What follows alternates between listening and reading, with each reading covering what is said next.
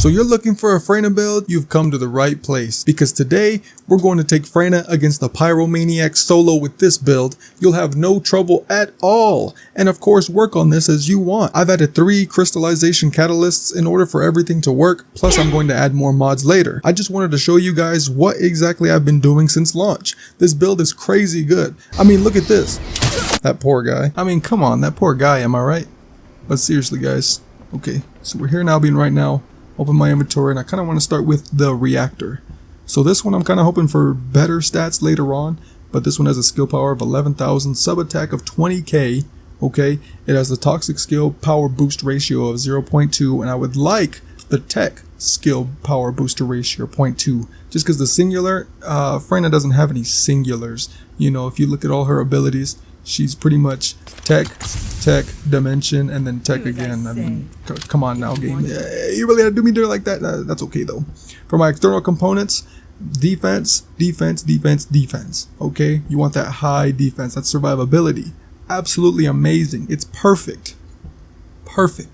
Okay, so this one mainly for the magical power recovery out of combat, the MP recovery out of combat. That's kind of a must for me, just because I like recovering magic outside of when I'm not shooting an enemy or directly in combat or something like that. It pretty much gives me almost infinite energy to use, if you know what I mean. You'll see when I play the clip of against 𝗦𝗨𝗕𝗦𝗥𝗘. Looking at the shield enhancer sensor over here, more magic power recovery in combat, and this one just has a max shield, just because I haven't found one that's a defense main. I really don't care about shield too much. If you notice, like in Hagios or the Fortress, these level 100 enemies, they'll destroy your shield like it's nothing, like it doesn't even matter. Maybe if you build for shield, it might be decent, but you're better off going defense, because it's just better overall. Okay, so defense, max shield, and then more magical power recovery modifier. You know, it just helps. And this one I didn't get the MP recovery, but that's fine. The equipment drop rate, I really don't care about that. And the only reason I have it at 88 and not 100 is just because all the drops that I've gotten for processors, like this one's 100, it has shield, and I don't want shield, I want defense. Max, yeah, no thank you. Coming over to her actual mods that I have on her, increase defense, because like I said before, this is very important. You want this maxed. It is beautiful, absolutely beautiful. Focus on tech, so we can get that tech skill power modifier of plus 62.2%. That's crazy. And then the cooldown is just an added bonus, you know, icing on the cake. Skill extension, just for obvious reasons, of course. Now this doesn't really affect this one too much. It's more so for her third and first ability and second ability, I guess you could say, just for the longer lasting armor and the poison spouts that she shoots out. Nimble fingers, of course, for skill cooldown. We want to get our skills back as soon as possible.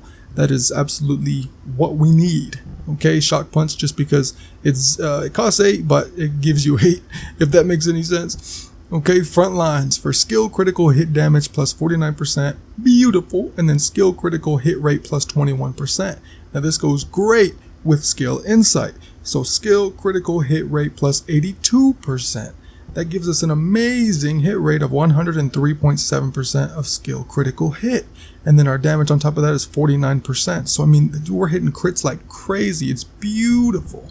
And then of course a little bit of health for survivability, because those shields, like I said, will get tanked down.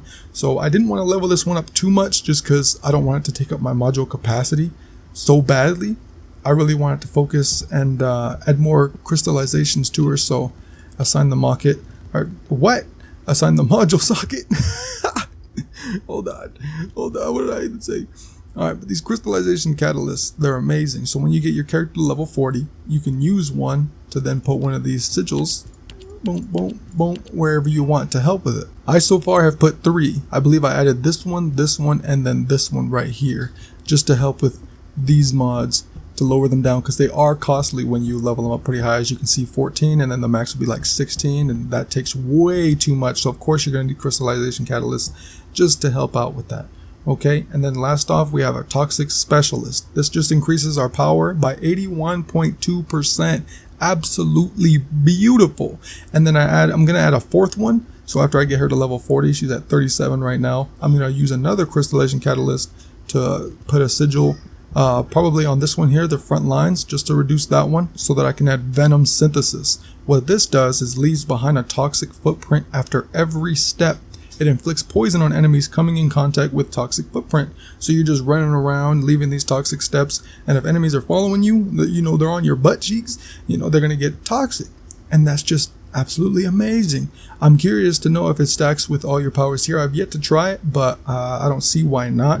But it does have its own upgrade, and it already starts at 14, which is mad, absolutely mad.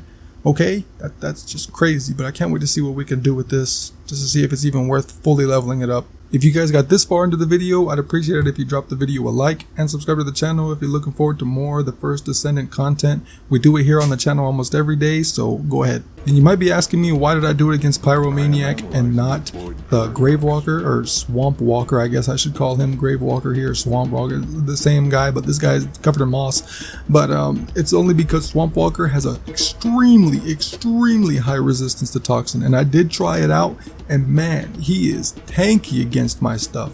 Okay, and so I tried using all my abilities, it was barely melting them at all.